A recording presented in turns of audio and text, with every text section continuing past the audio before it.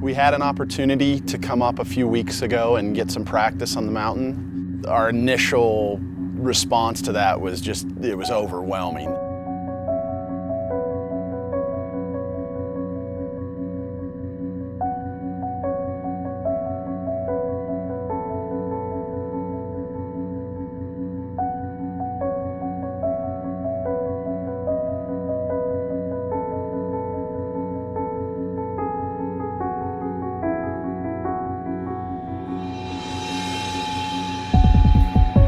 We both played the video game, watched YouTube videos. I did so much research just trying to figure out the layout of the track and hopefully get familiar with maybe a couple of the most important corners. The track is way, way tighter than we ever expected it, way tighter than it looks on the videos. The altitude makes you lose focus. Most of the corners look the same, so hard to get reference points for 156 turns. It is a huge task. Just all the elements and the challenges, the beauty of being up there, the mountains, it's really incredible. The joy comes from the entire experience, it's not just going out and ripping on the bike. We got to the top, man, we're high-fiving. We look at each other and we're both kind of in disbelief that we've even agreed to come up and do this event, because it's quite intimidating, to say the least. It's such a cool rush and feeling to be on the side of a mountain, 14,000 feet. At a track day, you don't have guardrails and curbs and trees and rocks and wildlife and gravel on the road mixed with paint stripes, and so there's a number of obstacles that you put them to the back of your mind, but they're constant reminders that they're there. So the intensity of that, dealing mentally with all those things, really heightens the experience and makes it pretty amazing. Coming up here, our attitude about this event was, number one, let's be safe. We have no idea what to expect. We do know that it's a very dangerous event. So that was the number one priority, is safety. We came with attitude. We may hate it. We may not even like it. It may be too dangerous, and it might not be enjoyable because of that fact. So safety was the number one concern, and then fun was our second. Where we finished was, in the running order, was a distant third.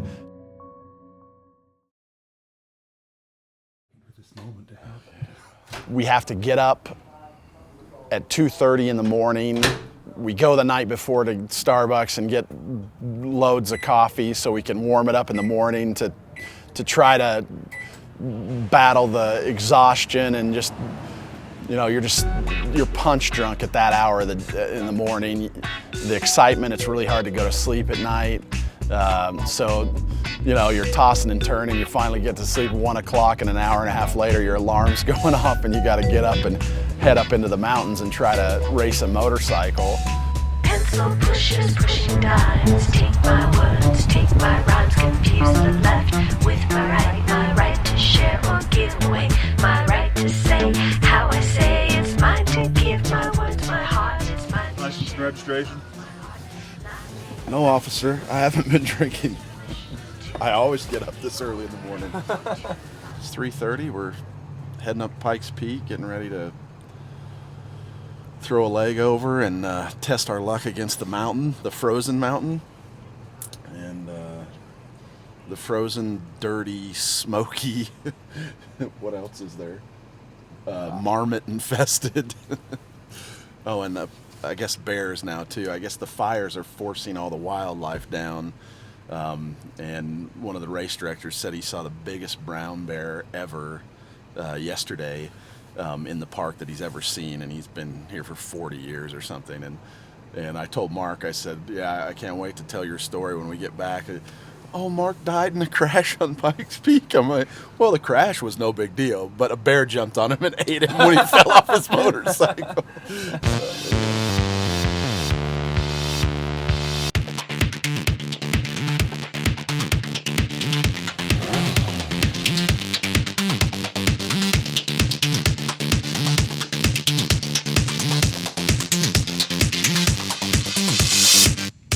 track time has been, it's a very limited resource here. We tried to start out the week with our practice the same way that we did when we came here 2 weeks ago. Not run any tire warmers, just get as much track time as we can. And what we found the first day doing that, it was so cold we couldn't get any heat in our tires. We were way off the pace, and it just was a really frustrating day. I'm not used to running cold tires. I can't remember how far back, you know, since I started road racing in '98, I've always used tire warmers. So, I mean, to go out on a cold track, cold tires, I felt like I was riding in the rain.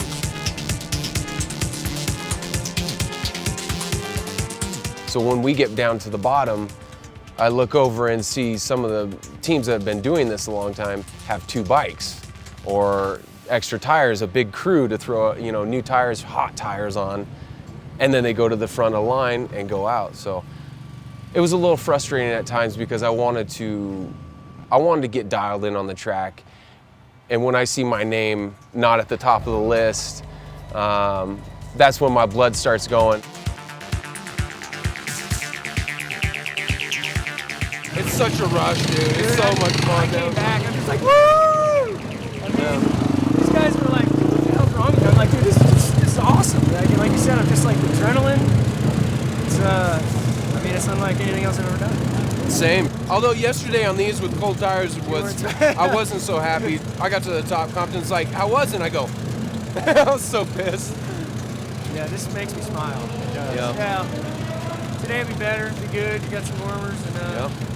We'll get after it, man. All right, dude. Man. Good luck, man. So we sat down that night, talked about it, and agreed that it would be better to use tire warmers, put them on between each run because your tires do get cold between each run. By the time you make a run and you sit at the top and then have a controlled pace back down the mountain, your tires are cold again. So we actually skipped every other run in order to get some quality runs in.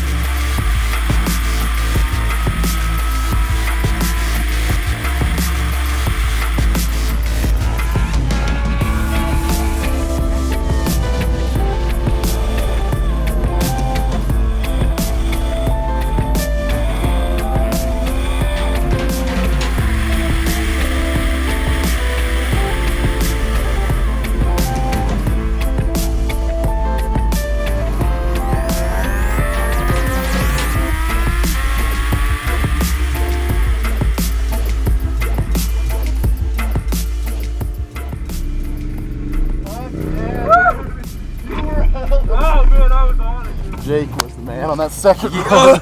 Dude, on the second so much run, fun, man. Yeah, he just, the bikes are working. Our plan to run warmers and just do half the runs and make them quality that's going to be the key for Sunday for sure.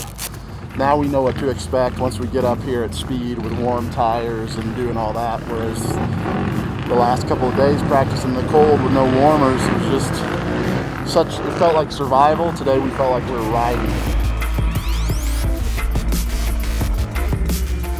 I felt like I could put my head down and get really comfortable. You know, second corner, knee was on the ground, and just getting a feel for the pavement, the corners, starting to get it down.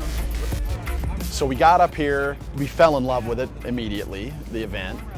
We went better than we anticipated going right out of the box. We're cutting 5 to 10 seconds each trip up a section. So the racer took over in both of us, you know. Then it was like, how do we win this? What are we gonna do to win this, you know? Right now, Jake's main competition is Micky Dymond. You know, Micky Dymond is on a multi-strada, which has the motorcycle outright record up the mountain. He's been here multiple years and he's really fast.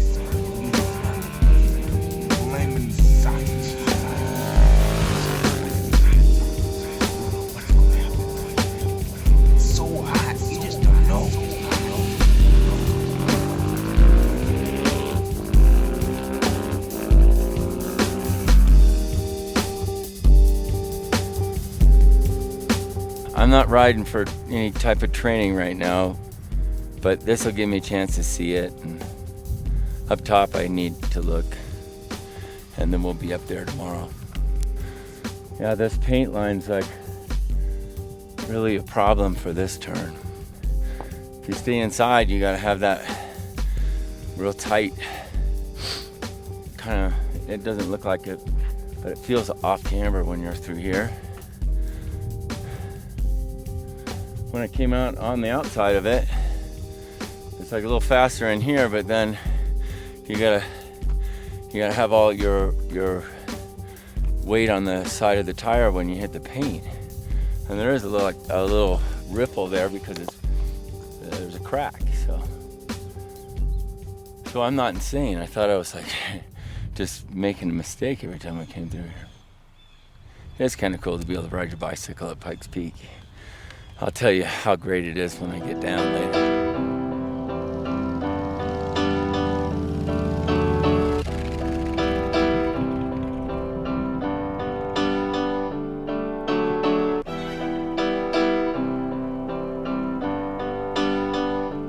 And Carlin Dunne, the lap record holder, he's on Lightning electric bike, which is pretty impressive to watch go up the mountain from video that I've seen. And the lap times he's doing is you gotta have respect for someone who's doing that.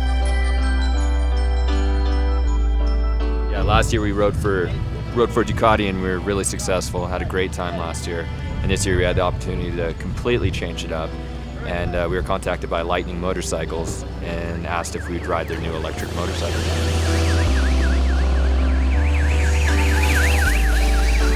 You couldn't pick a better venue for an electric motorcycle. You've got a 10-minute run, so you can run your batteries at full capacity and get maximum power through your electric motor. You've got no issues with altitude. The thing makes the power, it makes it sea level, it makes it the same power on the moon. So, you know, we did a lot of work with the Ducati to make sure it had the oomph we needed up top to carry those long straightaways. But there's no doubt, this thing, no effect.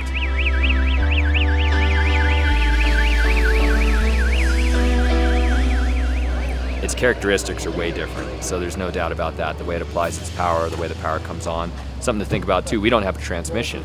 So what we had last year with our Ducati was a 6-speed transmission, whereas this, it's direct drive, 0 to 10,000 RPM.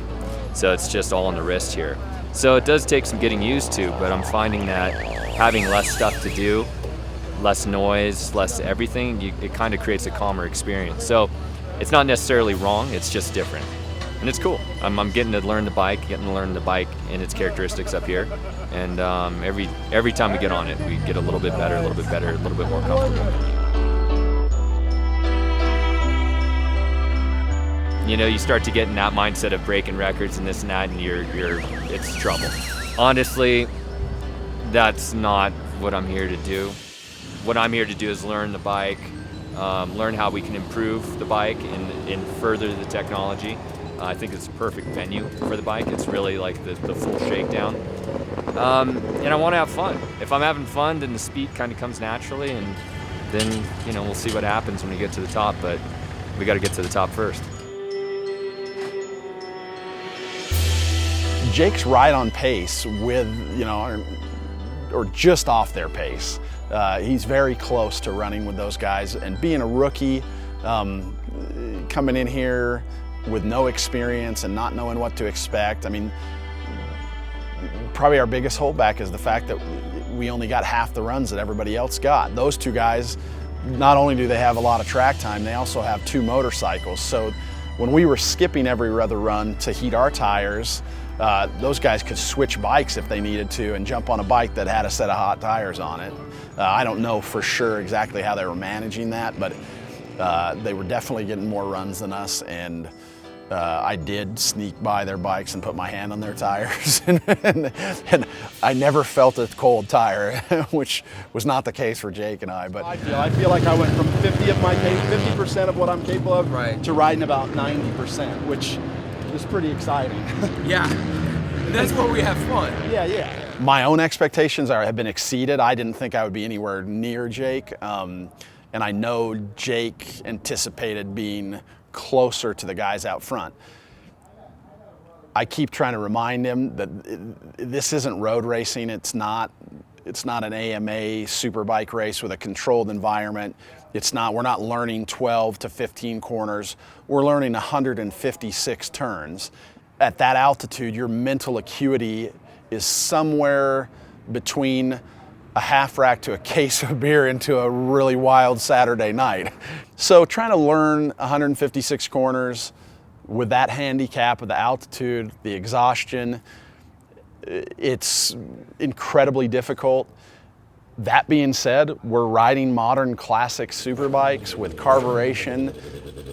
When we came here to test, we were experimenting with a couple different types of carburetors, some different jetting combinations. We ended up pretty close on both of them, but we felt like one was a stronger combination. So we came back with that combination on both bikes, Jake and I, and it felt really good. The bikes felt really crisp, they were clean. There were some interesting issues, and because the air pressure is so low up here, it was really on-off transitional stuff that I've never experienced before. Well, it's an indication of how we're jetted, and then this actually looks pretty good. My fear is that we're at the elevation we're at up at the top of the mountain. It's going to get a little lean when we get down at the lower elevation because it's pretty much spot on. So we may have to go a little richer because we're going to have a little more air on the bottom section. Drop it down. This is the jetting we ran here in the test, and it worked pretty stellar on the bottom section, and it was lean, but it's like, I mean, we're looking at the cans. I'll pull a plug and look at it. They carburate crisp, and the plugs in the cans are reading good. So at sea level, you've got so much air to work with, and so as you go up, like I think by 5,000 feet from sea level, you've lost in like, if you measure it in like kilopascal or whatever you want to, KPAs, whatever you want to measure it in. When I was looking at the charts, it was like 50% over the first 5,000 feet. Then from 5 to 10,000, you don't lose another 50%, you lose like 28. And then from 10 to an additional 28% of air pressure. And then from 10 to 15, it was only like 12 or 14%. As you get higher, the drop in air pressure is smaller. The change is less. You lose most of your air pressure by 5,000 feet. That's the biggest chunk. And we're starting at 9,700, so it's not really that big of a, so really 97 to 14.1, we're probably losing something like, so that would be 10 to 15. We're only losing like 14% from bottom to top in air pressure. So it's not. If we were racing from sea level to 5,000 feet, it would be impossible to use the carbs, I think. You know what I mean? Because the air pressure variance is so much. Sure, it's 3 times what you get in drop in air pressure from at 0 to 5 that you get at 10 to 15. At least based on the information that I dug up on, Google search. Yeah, the WeatherNet. So we did monkey around with them a bit, and they got a bit better, but we pretty much ended up right back where we left from the test and where we started at the beginning of the week, this week for practice. But right now the bikes are working really fantastic. They're crisp, they carburate well from the bottom of the course all the way to the top.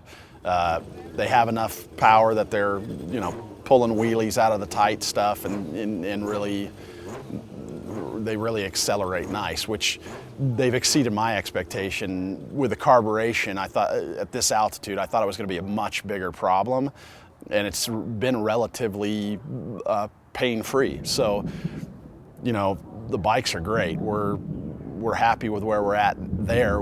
Now we just need more track time.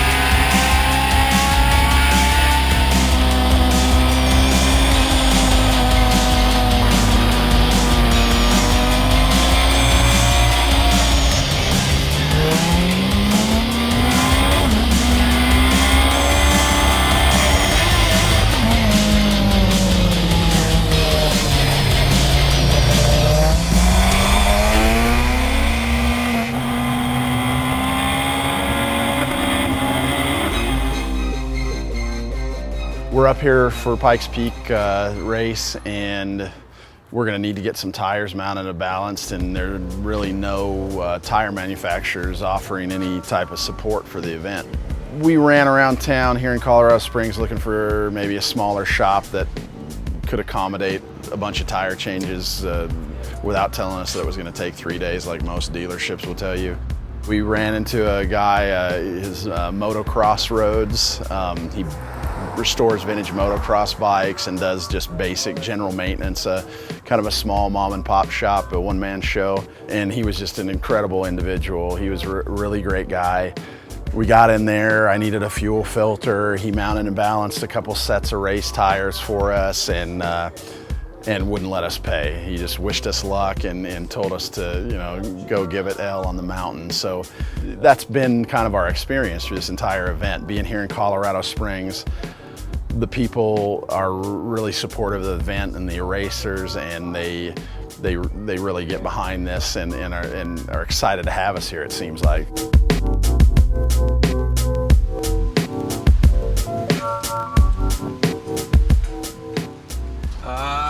we gotta go top off the gas can, get us some Starbucks coffee so we can open our eyes at 2:30 in the morning.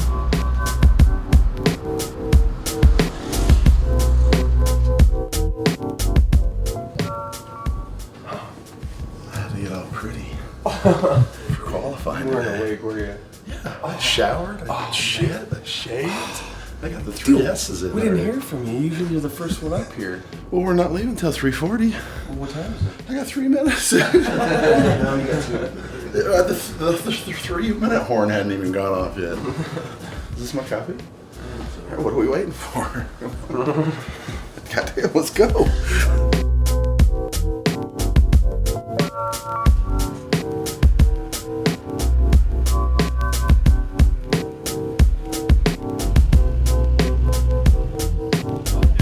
Let me tell you something. Sasquatch.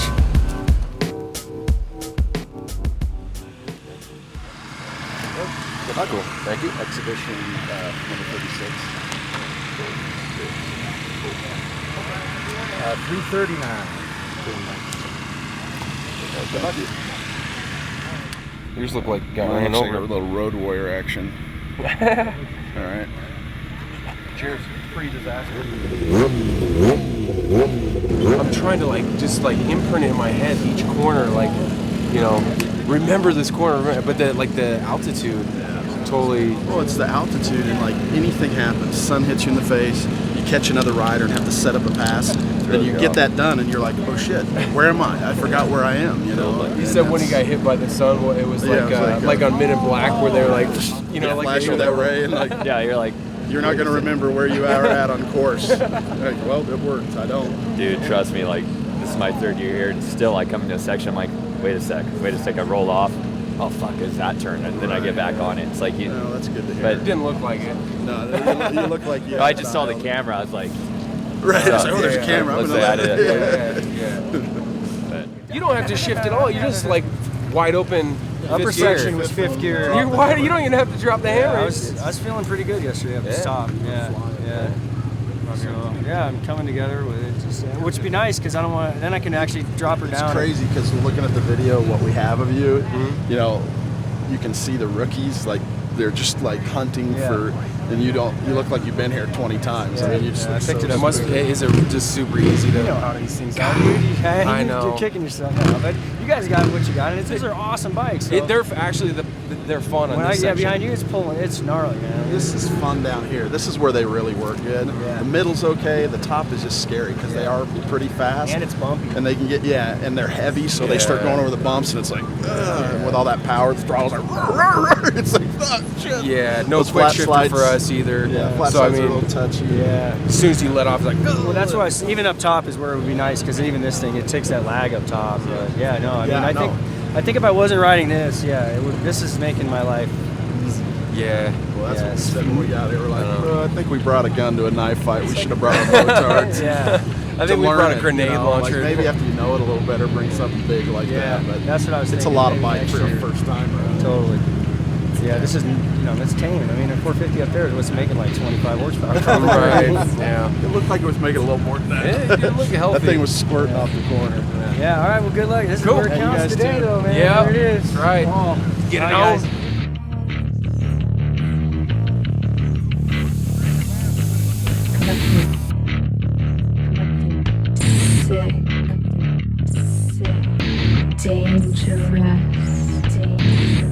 We'll see how we did today, and bike's running great. James tuned them pretty good for the whole mountain. They're running really crisp down the bottom, so spinning up the tire, doing a couple wheelies. It was a lot of fun.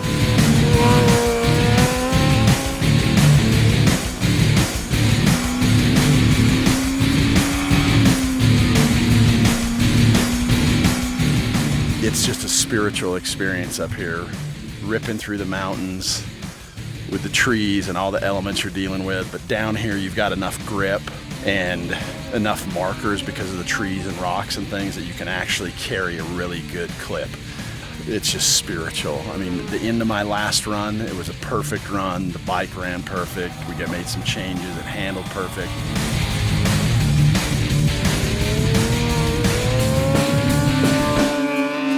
when I crossed and got the checkered, I actually got teary-eyed. It was so intense, and it's like heaven. I mean, riding up here at speed and having all these elements to deal with and having success at it and feeling good about it is just, it's like the best feeling I've ever had. It's amazing.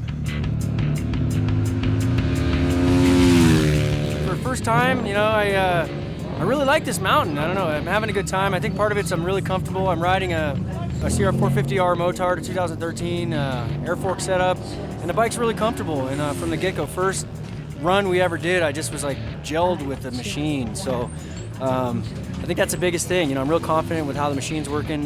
Jet tuning, build the engine, and CM Motorsports put the suspension package together. And between the two of those things, it's just, I was just shocked how well the thing is working for my first time here. So it's just been up to me to kind of be safe, learn the mountain, take your chances where you want to take them without being too risky. And then now the biggest thing is to have to put all three of those segments together from the week in one run. And that's going to be challenging. I'm going to go back and do some homework, watch some videos. And, you know, I came into this with a lot of preparation, as much as I could do without running the mountain itself.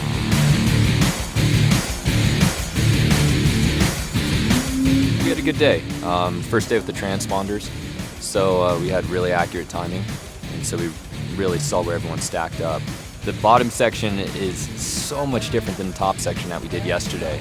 Trying to link it all together, that's the big test. Advantage-wise, there's advantages for two different reasons in two different sections. I think at the bottom, our geometry and style of bike works with the flow of the course. The bottom section is so much fun. It's really flowing. It's like a road circuit would be. A lot of good camber to the roads and whatnot. When you get up to the top, it's really unnatural and a lot of off camber, and the corners are increasing radius corners, and it becomes really tough, really bumpy.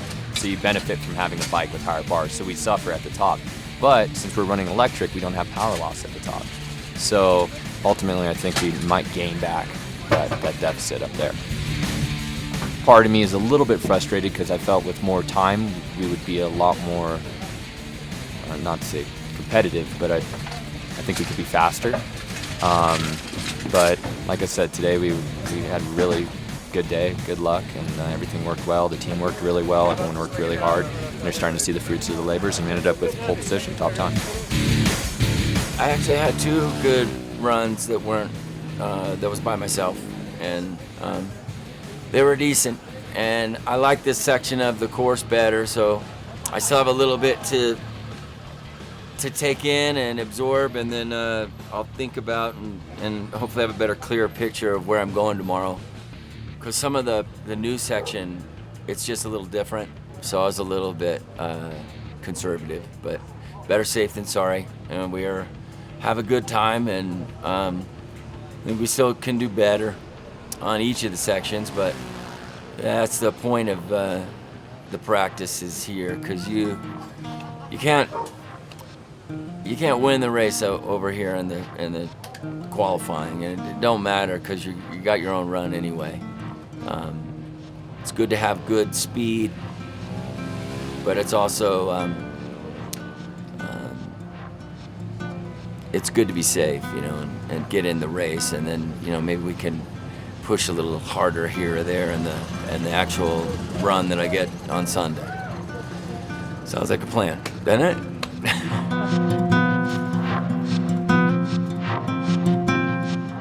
Friday night we had Fan Fest. That was a really cool event. They shut down a large portion of the main street through downtown Colorado Springs. All the racers bring their race cars and race bikes, and Red Bull put on a huge show with bicycles and motocross and music and the whole bit. You know, there was probably over 30,000 people down there just wandering around, taking it all in and visiting with the different racers. It's a very unique event in that sense because it's definitely a part of the community. You're not out in the middle of nowhere at a racetrack doing this. You really are part of the public. You're not just racing on a public road, but it really seems like you're part of the community, and they get behind the event a lot.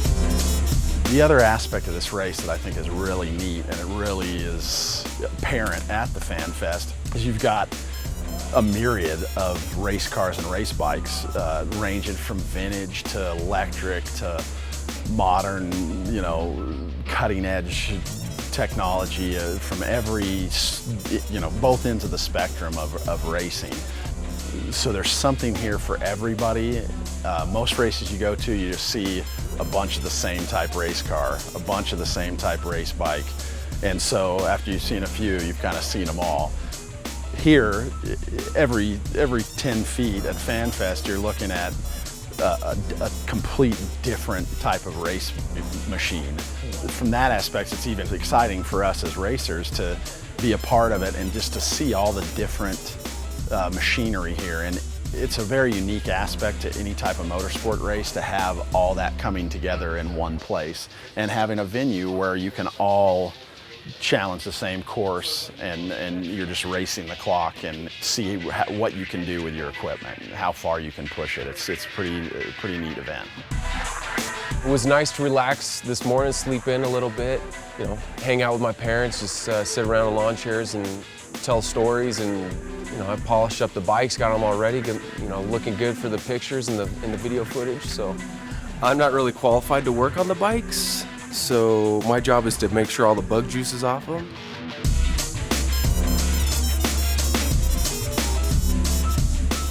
So for tomorrow's race, you know, my hope is that we can keep our wits about us and not ride really any harder than we've done in practice so far this week. Our times are decent, you know, we're going okay, but you know, the racer in us obviously wants to do better, but my goal is to make it back here year after year and build on the experience that we accumulate this year. And crashing would be more than just a major setback. It could end somebody's life up here pretty easily. The conditions are really treacherous. So that's my hope, is that we can just go out and ride consistent, but there's some challenges with that even. There's sections of the course that we haven't run them together yet. There's actually sections of the track that we haven't even rolled a wheel on. So tomorrow, and you'll be at speed through those sections and coming into corners that you were just starting in, rolling up to. So now we're going to be coming in there, and I know there's one section at Glen Cove, and I estimate we'll be coming into a corner there and have to brake from 80, 90 miles an hour down to probably 25, where when we're practicing that section, that corner, we roll into it at 50 and then brake down to 25, which doesn't seem like a lot, but we have no reference for where we need to go to the brakes to get it slowed down. And we're going to want to push the limit and get in there and not leave a bunch of time on the table. So the opportunity for some kind of catastrophe to strike is definitely present, you know.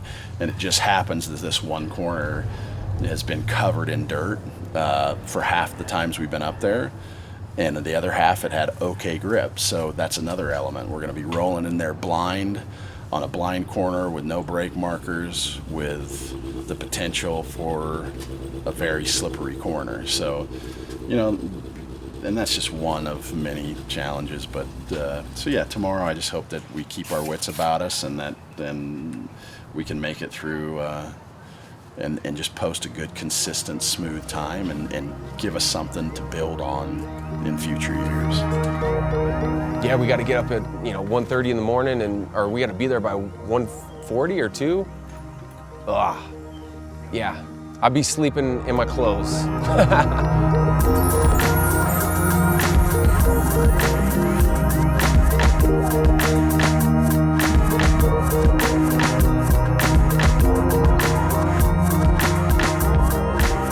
It's 2:49 right now. Our wake-up call was about 1:20. I think I got about an hour of sleep, maybe. Trying to look at the track map and get familiar with some of the corners, and it doesn't matter. You don't need sleep. Yeah, what do you need rest for? You don't have to ride for 10 minutes. I know. 9 and change. Come on. Yeah, come on. Yeah, for you it better be 9 something. Just kidding. No, that's my goal. My goal is to crack into the 9s. Well, we unloaded the bikes. It's like 2:49 in the morning, and I'm going back to bed. I gotta get some sleep. We got a race today. Night night.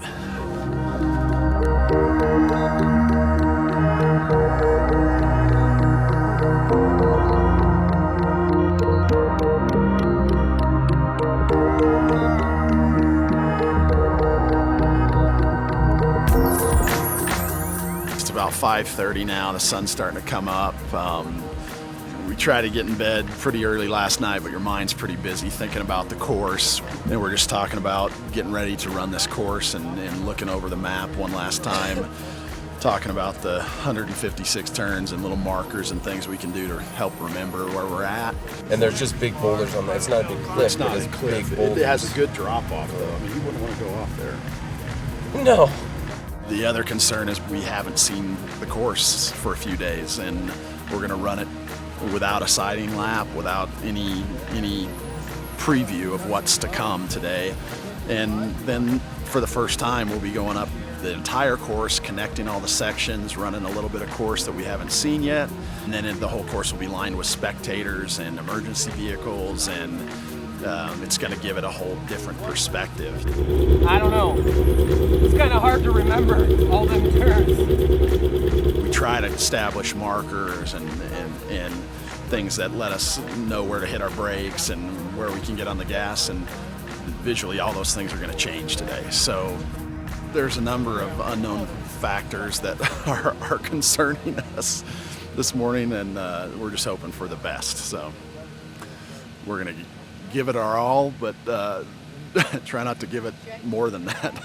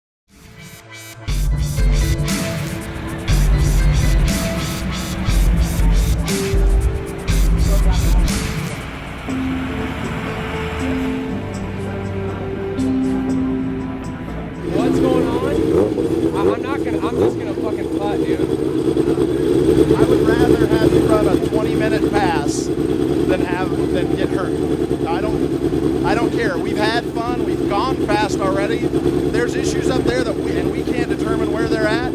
Don't ride blindly into it. We're just pull back, ride 70%, just cruise up there, dude. We got nothing to prove, dude. We've already learned what we need to learn. We've shown what we can do and where we're at with it. No chances today, dude. There's just the reward to the price is we're in a class that gives you nothing. Yeah. All it gives you is the time.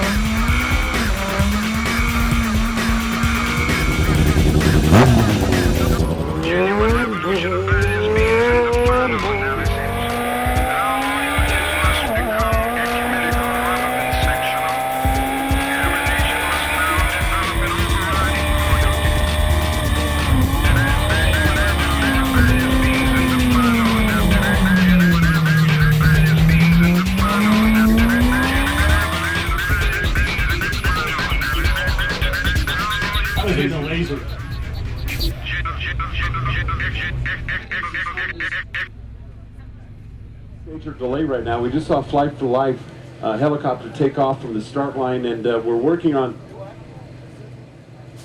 We do have, I believe we have the information on who was injured here on Pikes Peak and what possibly the extent of their injuries and who they are, which is the most important thing. Just because Flight for Life has been summoned doesn't mean that this situation may have life-threatening injuries. It is also to help expeditiously get the injured rider, in this case, off the mountain as quickly as possible. You know, get them to someplace where he can get the attention that he needs, but also to help us keep the flow of this race going.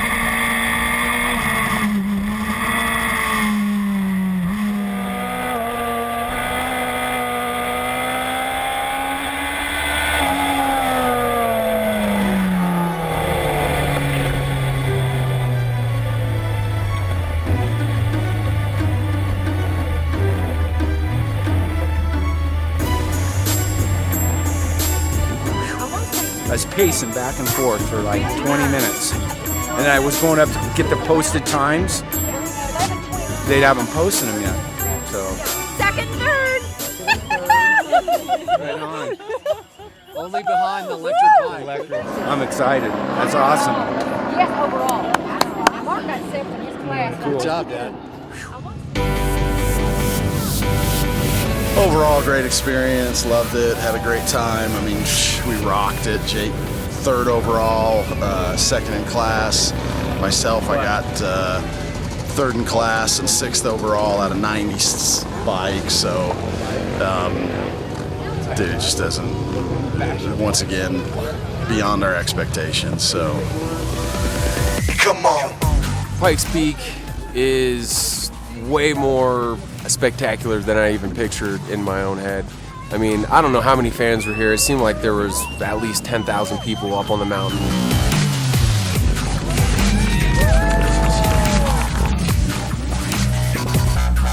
I did get a little scared out there. Fifth year, going by picnic, almost a red line. Brake, bump, it goes into neutral. I don't have time to pop it back in. So I'm leaned over, trail braking as hard as I can. I'm like, please don't be oil or anything. And it gripped. And I saw a post on my right side that I wasn't gonna make unless I really cut it hard. And I cut it just enough, and I tucked my elbow and the handlebars in, missed it, went in the ditch, around rocks. People were jumping out of the way.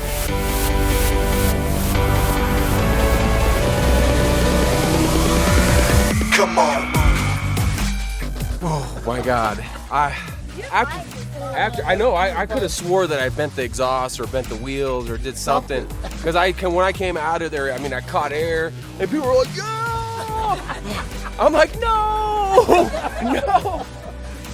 So and it went into false neutral another time, so I just took it easy and just rode up the mountain and made it in and gave James a big hug at the end and was like, all right, that was good. You know, we made it, man. I mean, I wanted to beat an 11 minute. I wanted to be in the 10s, and I wanted to be within a minute of Jake. That was my goal. And the last, but certainly not least, the fastest motorcycle today on Pikes Peak, the winner of the Exhibition Power Sports Division with a time of 10 minutes, .694 seconds, Carlin Dunne.